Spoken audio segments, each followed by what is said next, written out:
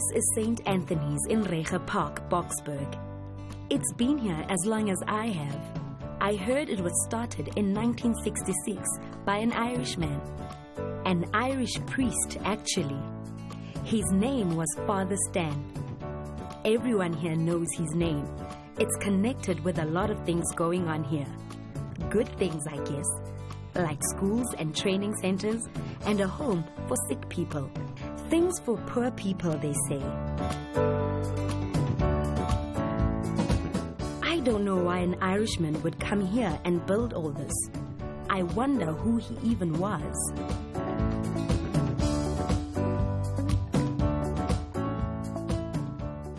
Oh, Heavenly Father, we ask you to bless St. Anthony's Centre. Help the students to grow, not only in knowledge, but like your Son, Jesus, to grow in wisdom, age, and grace.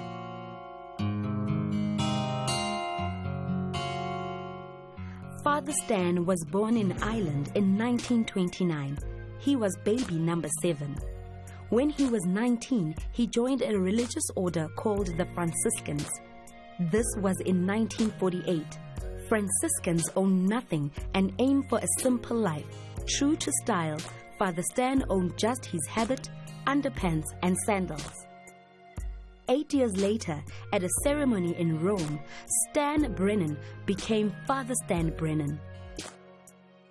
And the following year, the Franciscan order sent him to start a training organization for priests in Johannesburg, South Africa. As with all Catholic religious orders, the life of a Franciscan is governed by rules.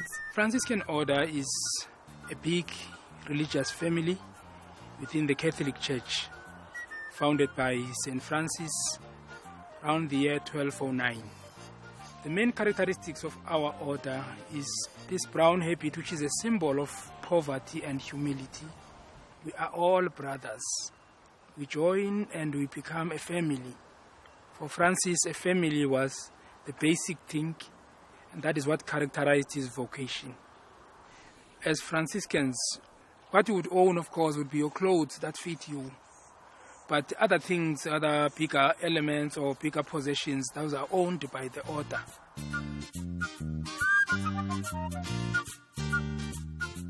In 1966, in the spirit of working closely with the poor, Father Stan gladly accepted a post as parish priest in Reiger Park, Boksburg. This area, Reiger Park, used to be called Sturtonville when Father Stan came here, and it was an area for black people, and the Group Areas Act moved all those black people to Vosloorus, and then all the coloured people from all over the East Rand were brought to this new suburb called Reiger Park. Reiger Park was a area that started off for the mining community. So it had homes for single families because it was more for the mines. And it didn't have any amenities. Because of the trouble and the unhappiness with the resettlement, the coloured people believed that the black people had left behind, had bewitched their houses. And Father Stan moved into that community. He went from house to house and he blessed every house. And that is why the Reiger Park people just fell in love with him. On one occasion I was visiting a home in Reiger Park, and the wife of a teacher asked me to speak to him as he was drinking far too much. And so I spoke to him for a while, and he replied and said to me, it's all right for you to talk, but if I need a book, I must buy. You can go to the local library and get your books and do your research or whatever, but I have to buy all these things myself. And he said, I'm so frustrated. I want to study. I want to improve my qualifications. I want to do something good for myself, my family, and my community. I came home and I started to think, and I came up with the idea of starting a little library. He didn't know it, But the decision made on the spur of the moment that night would set Father Stan up directly against the apartheid government. Starting with the education policies in place at the time, his initial idea for a library would evolve into the massive establishment that is St. Anthony's.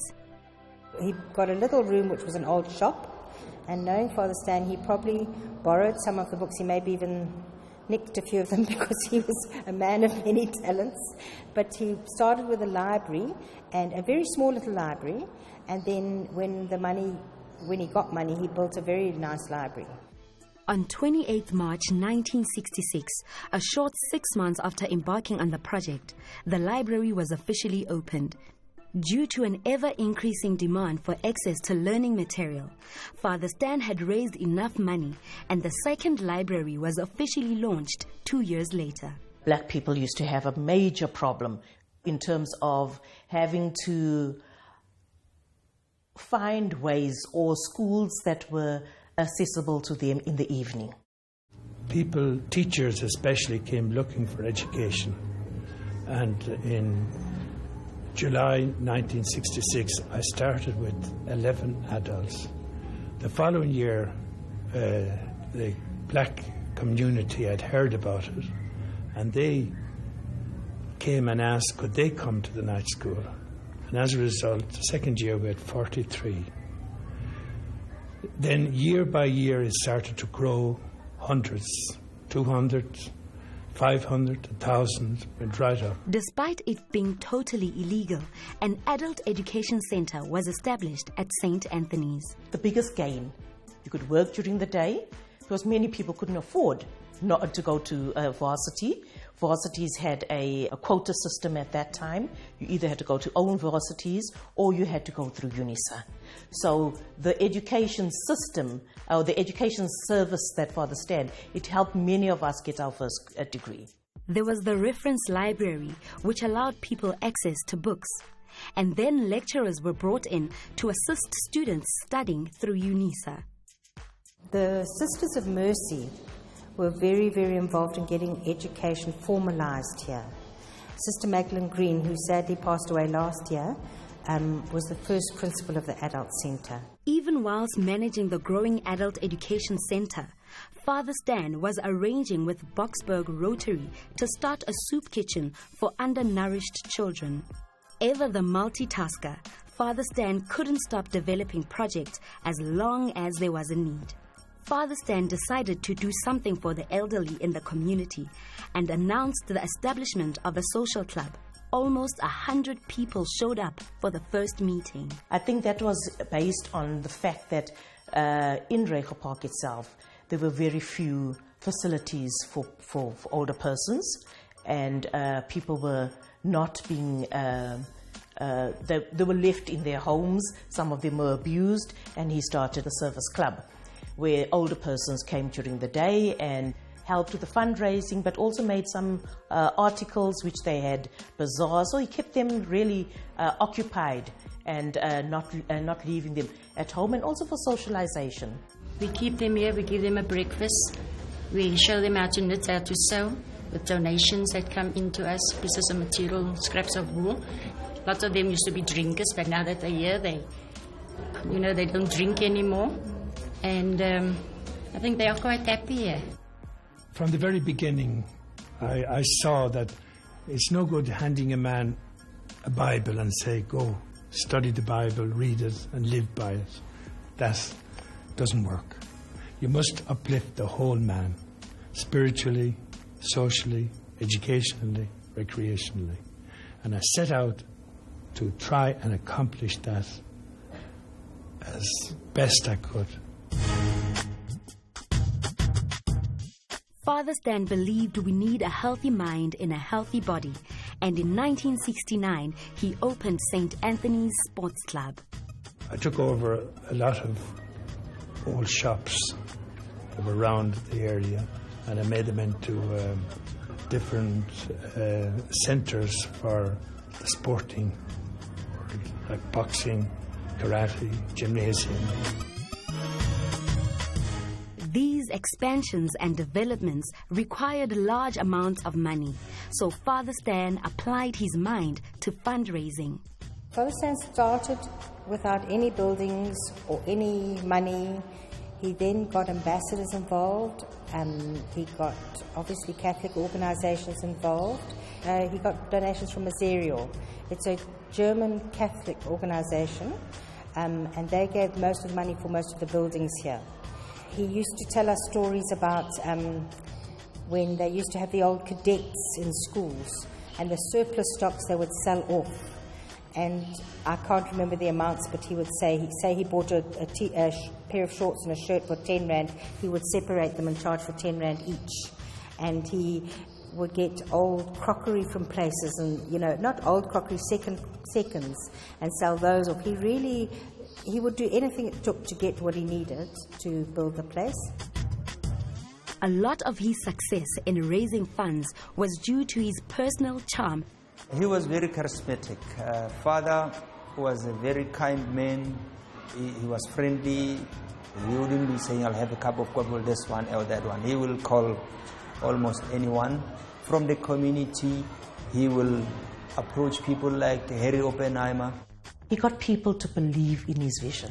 People whom you would never have thought would actually put their hand in their pocket and say, okay, fine, I will contribute. He really got people to understand where he wants the center to go. His vision wasn't only one aspect of the human person. He looked at the total human person and said, what do we need? What do we need here? It was 1970, and in less than 3 years, Father Stan had transformed the community. Spiritually as the parish priest in Reiger Park, educationally in the development of the Adult Education Center, which enabled people to improve academically, and through domestic courses where adults learned domestic skills like cooking and dressmaking. When I got there, that project was actually the flagship project. Later on, he introduced computers so that they could learn how to do computers, but his aim was to ensure that there was a platform for people to improve their education levels, but also to try and see whether they could become small entrepreneurs. Just for instance, he had a secretarial school, because in those years, either a student who was black or coloured couldn't go to a secretarial school elsewhere. So where he saw a need, he tried to address that need. Once things changed and opened up, he stopped it. And that was one of his main strengths. When he saw a need, he answered that need, and when it was no longer necessary, he would change it. Before you knew something, Father Stan understood it. And he could do research without doing research. I don't know if you'll understand that. He just knew that he had to develop this service and the next service. And as board members, we used to always ask him, Father, where's the money going to come from? Government is not funding us.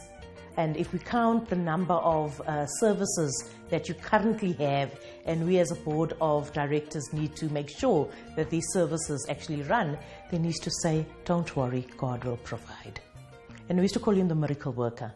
So what miracle are we going to actually see happening now? Because yes, definitely, if he could just ask for money, it used to roll in. As money came in, more and more buildings were designed by Richard Lowland, a local architect and good friend.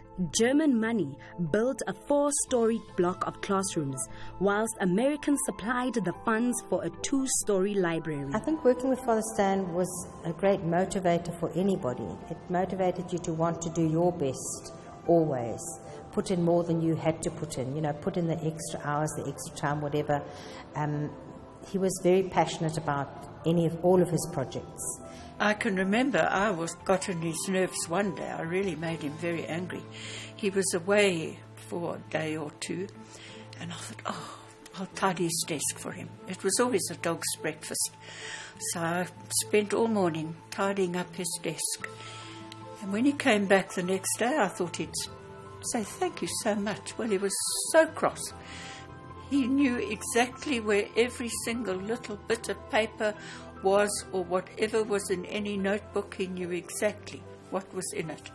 And he said, please, don't ever tidy my desk again.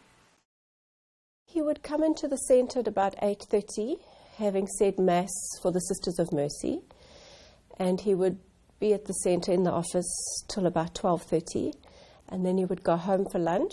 He'd have a siesta, and he'd come back again at 4 o'clock in the afternoon, and when they had the night school, he would be there till about 9 or 10 o'clock until all the lessons had finished. It was a few days before the big launch of the Easter Project, which was a skills training centre. The apartheid government finally caught up with Father Stan, and the school was threatened with closure. Why? The illegal co-education of blacks and coloureds in a coloured area. Every time he went overseas in the early years, they used to threaten him that he couldn't come back to South Africa. They would withdraw his work permit because he was committing so many offences in this centre, having more than one race present here, having more than 3 black men on the premises at any one time, all these ridiculous things that were in the past, and he just defied them. He said, if you're doing the right thing and you're doing the just, honest and good thing, it's fine. I started this school really without permission from anybody, and I started it as a multiracial school, and we never closed it to anybody. We took everybody. That we're very proud of, and despite the hassles we had from the police and others, we kept going. St. Francis is known to have been a man of peace. So I would think that maybe that may have influenced Father Stan in a sense to say, maybe if you get involved in all these controversies, you will spend more time arguing than serving people. So that was Francis' focus. He made a trip to Egypt, to Damietta. When Christians were fighting Muslims, he went there and he started to introduce the whole thing of peace. Say we are all God's children. Let us love, respect each other, and serve the same God.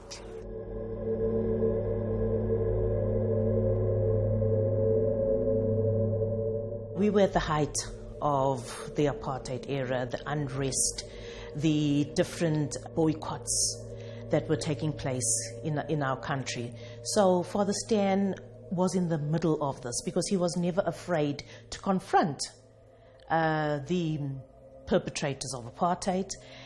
He always stood up for the people.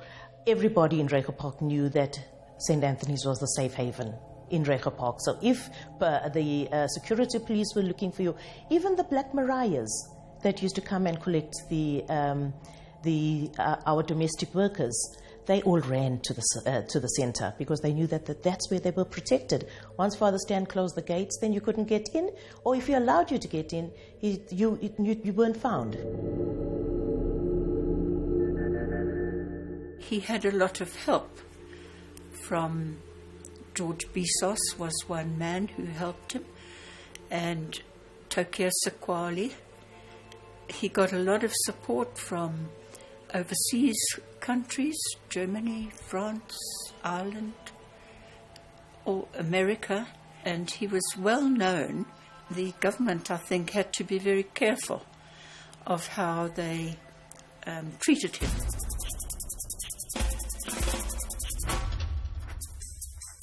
On the morning of 16 June 1976, pupils from numerous Soweto schools began to protest in the streets in response to the use of Afrikaans as the medium of instruction in local schools.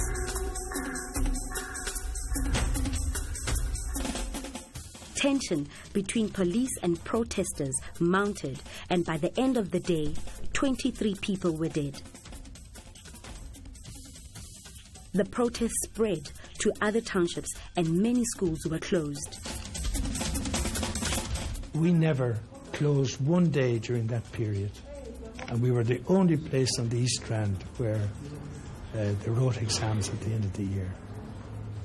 So now, of course, the minister was very keen to solve this problem. Then the Minister of Bantu Affairs contacted his department, contacted the church and the industrial world of the East Strand, and call a big meeting here at Bucksburg. And as a result, we were legalized.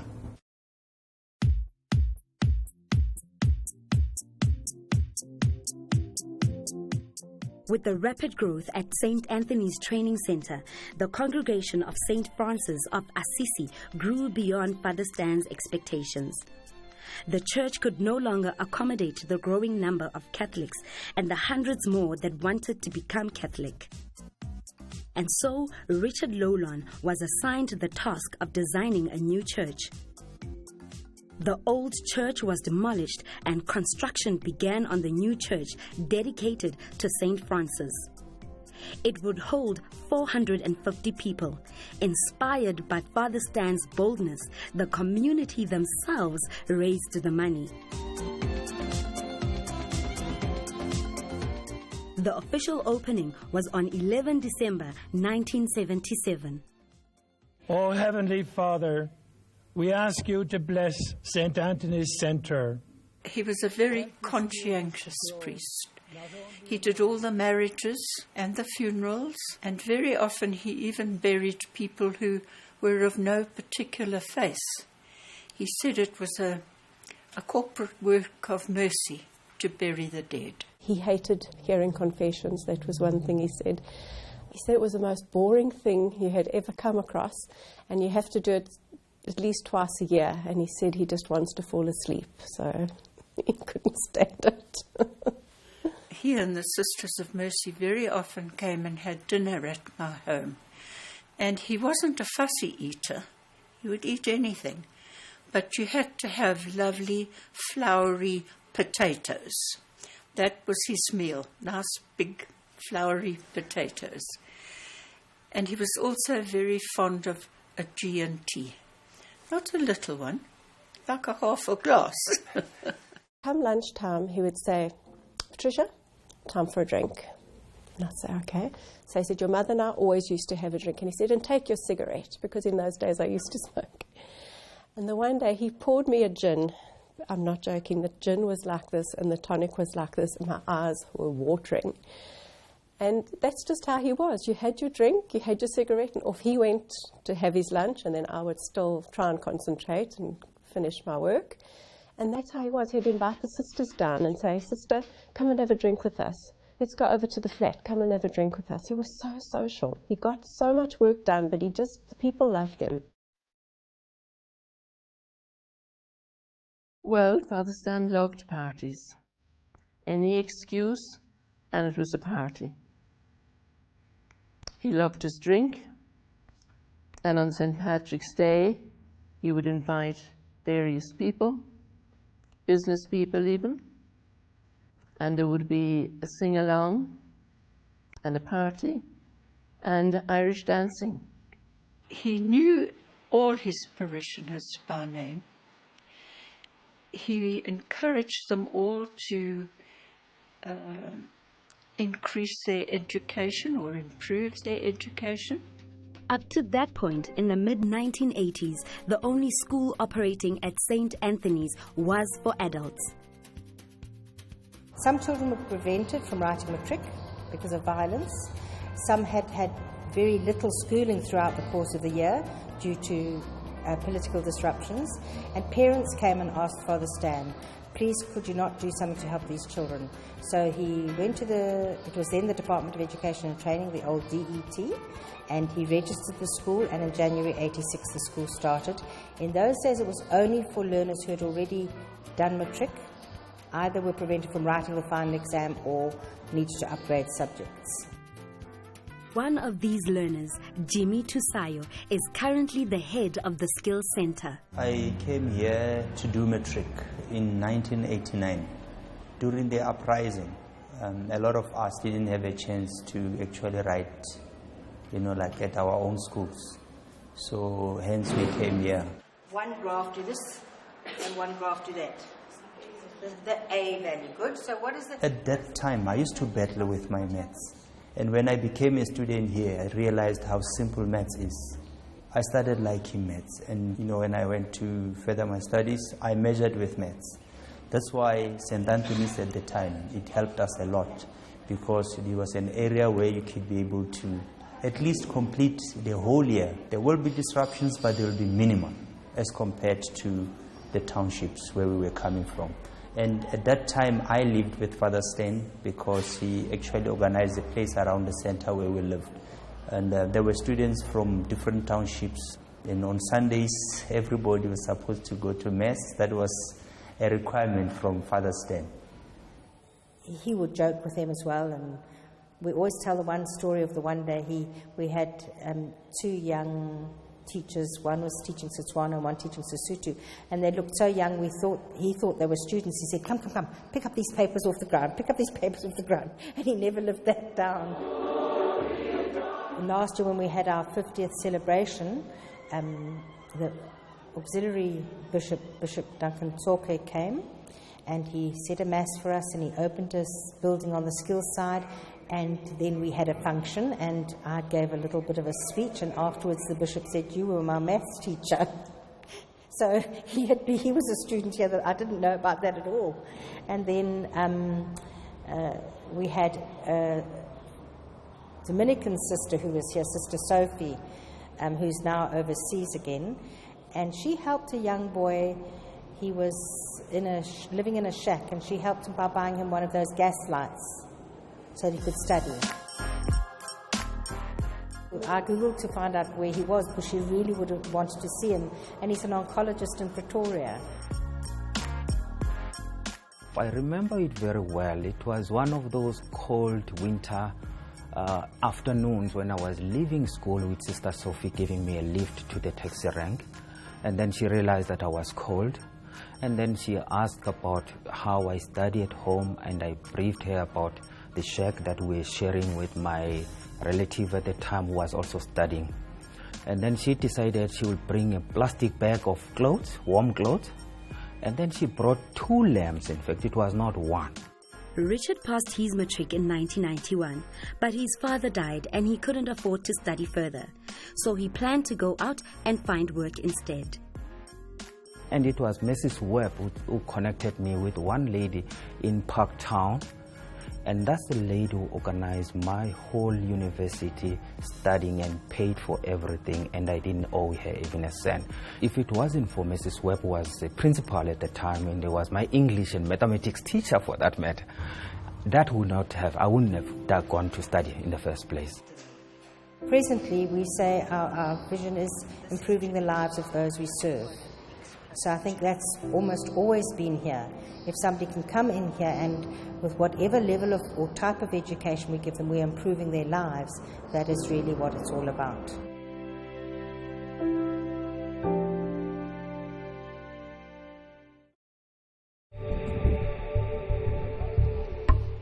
So shortly after everything was running well here, I started a drug and alcoholic clinic, which is the House of Mercy. And there we take in people who are affected with drink and drugs. I found it a big problem in the township, especially in Wrecker Park. With the support of the nuns, the House of Mercy was opened on 1st August 1988 in a white residential area in Boksburg. In the same year, the Boksburg Town Council, led by the Conservative Party, decided to reintroduce petty apartheid to their town, proclaiming Boksburg Lake, parks, pools, tennis courts, and other municipal amenities for the use of whites only. The colored people weren't allowed, they weren't entitled to live in a white area.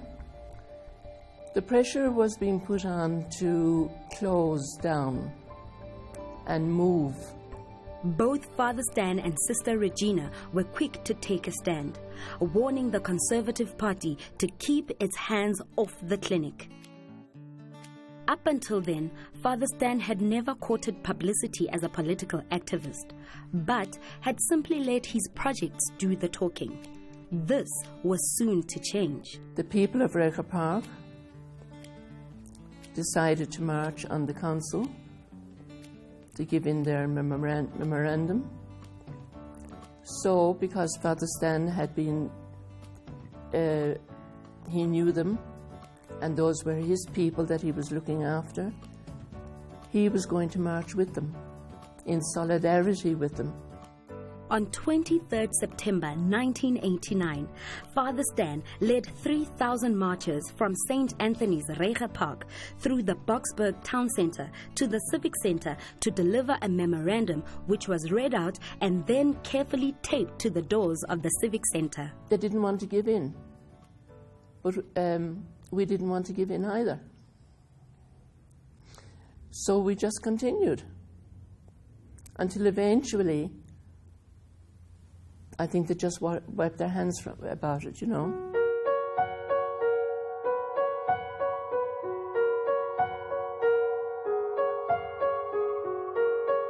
During the 80s, a new disease was raging in South Africa. HIV was killing large numbers of people. As the disease spread, mainly within the mining community, Father Stan realized that state hospitals were not going to be able to cope with the influx of new AIDS patients. I attended a number of people dying of AIDS, both at the General Hospital and the local hospital and the mine hospital, and I found the lonesome death that they had to go through at the end. Sometimes rejected by their families, rejected by the staff, by everybody. And I said to myself, I must do something to help these people. And I started a house in Boksburg West. And during that time, about 30 people have died. But every one of them have died at peace with themselves, with their families, and with God. From the start, Father Stan noticed trouble brewing around the centre, mostly because of the stigma surrounding HIV. On the 15th of June 1992, the Supreme Court granted the Boksburg Town Council permission to close St. Francis down. Father Stan was outraged that the government could dictate who was allowed into the house, so he defied them, claiming the house was first and foremost a Franciscan house. Now, St. Francis of Assisi, when he came across the leper, he had terrible fear of these lepers. He could not come closer to them. They were smelling, of course, and they did not look good. So, like any other young person, he was about 23, 24 at that time, he could not stand them. But this day, he made a decision to step down from his horse and embrace this leper, and that changed his life completely. In his testament, he says, when he embraced this leper, what was bitterness was changed into sweetness, because he began to understand lepers differently. And from that moment onwards, he went to the leper colony, started serving them. He was washing them, cleaning their wounds, and spending most of the time there. So that, in a sense, has influenced the Franciscans over the years to always choose to serve the rejected of the society, the people who are in the peripheries of the society, the people who are regarded as worthless. Father Stan sought the help of the media and gathered testimonies from prominent people like Professor Edwin Cameron. After his public relations campaign, the order to close St. Francis was cancelled in 1994, a year after it was issued. Father Stan said, with the threat of AIDS looming as the greatest danger to all in our country, it is inconceivable that our efforts to combat that disease should be thwarted so ignorantly.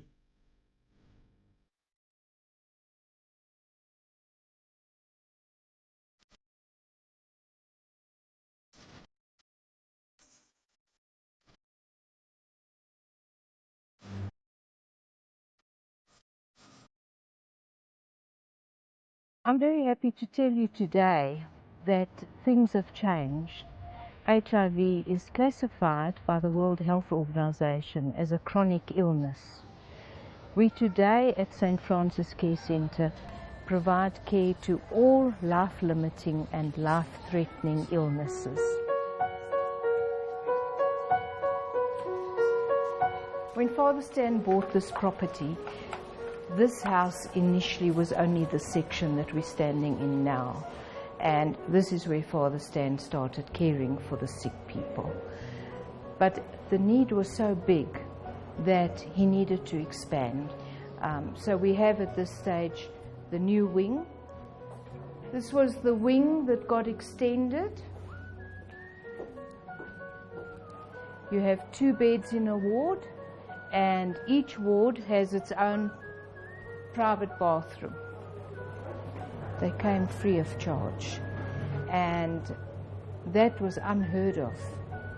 But that was how Father Stan was. If he saw a need, he addressed it. And he found the people and the money to be able to do so. When Father Stan started St. Francis Care Centre, we averaged 35 to 40 deaths a month.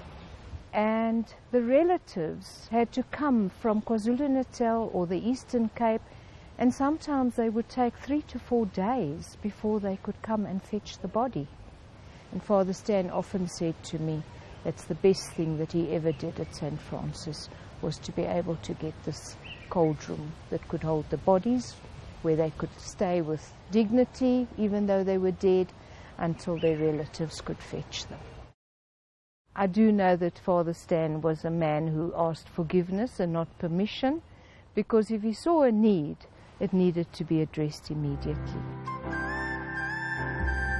With the AIDS pandemic, it became evident that many children were being orphaned due to their mothers passing away. Father Stan then converted the premises that you see behind me into a facility to take care of children. In the early days, when Father Stan opened this facility, it was sad because all the children and babies that came were HIV positive. There was a time when Father Stan buried up to 10 children a month, because children very seldom got older than 3 years. They were lucky if they became 5 years of age. Again today, things have changed so much. Children who come to us now test negative, even if the mothers are positive.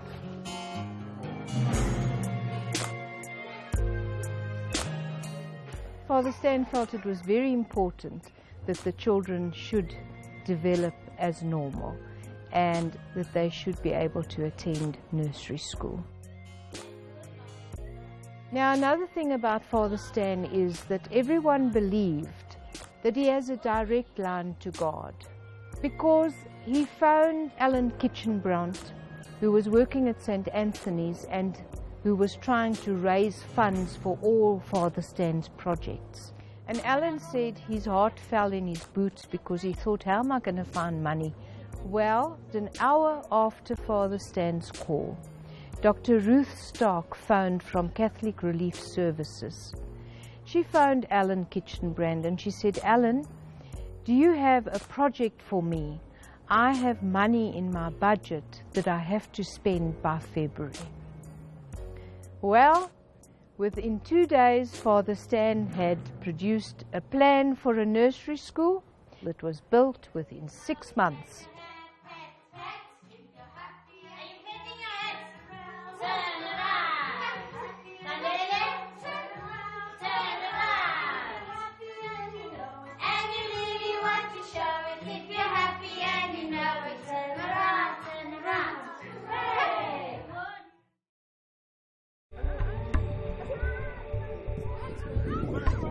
By the 1990s, South Africa was moving towards democracy, but this did not make a huge difference to many of the poor in South Africa.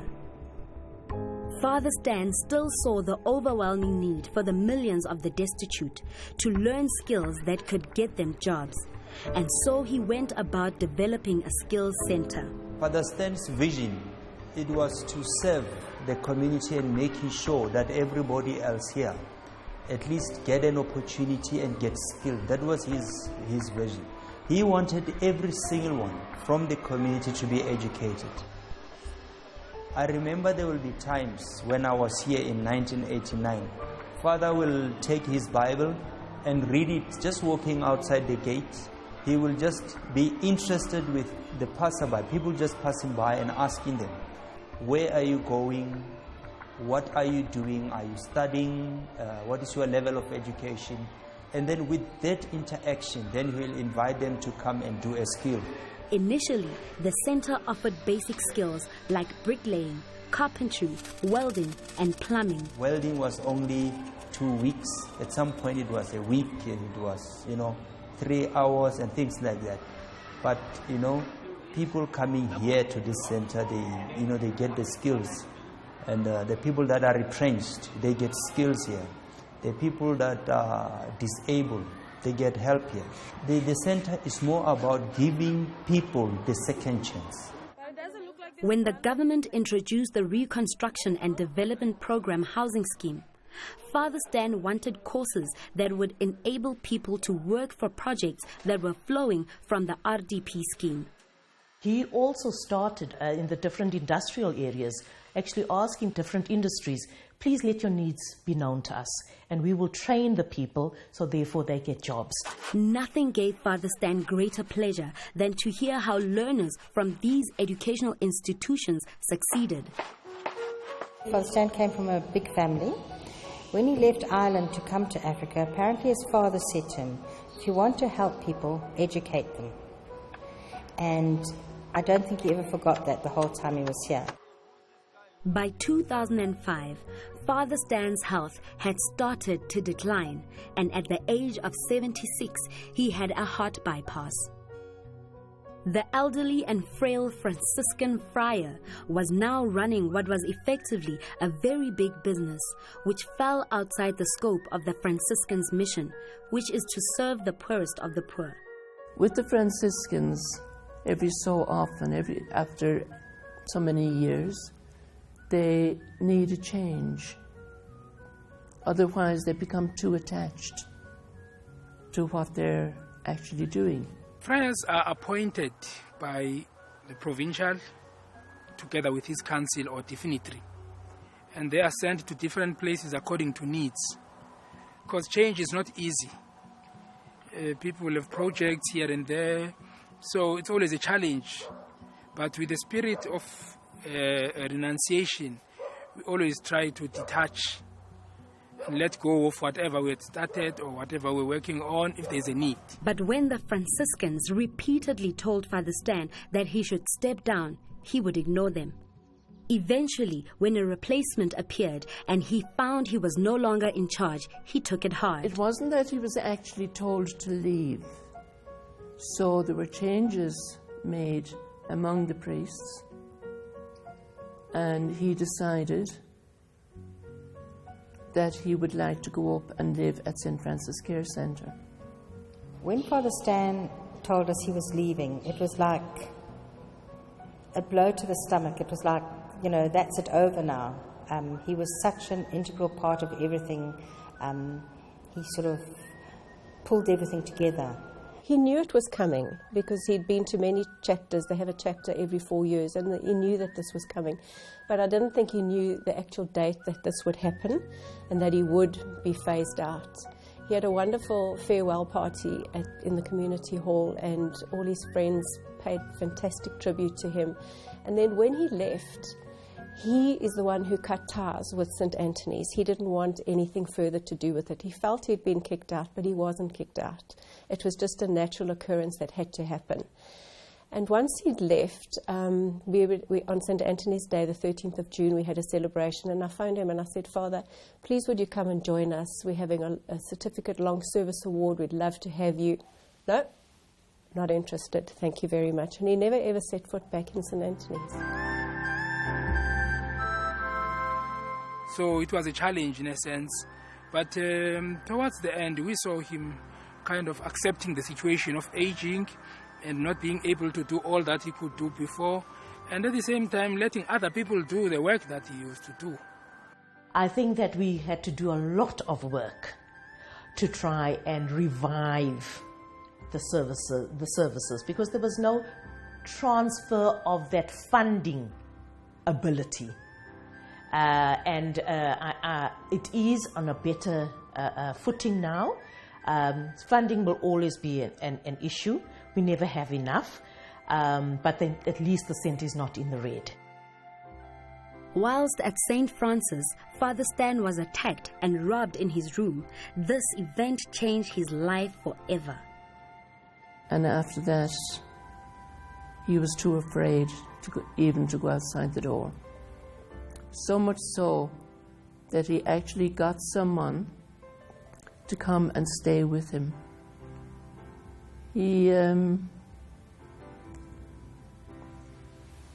His whole life changed because it affected his health.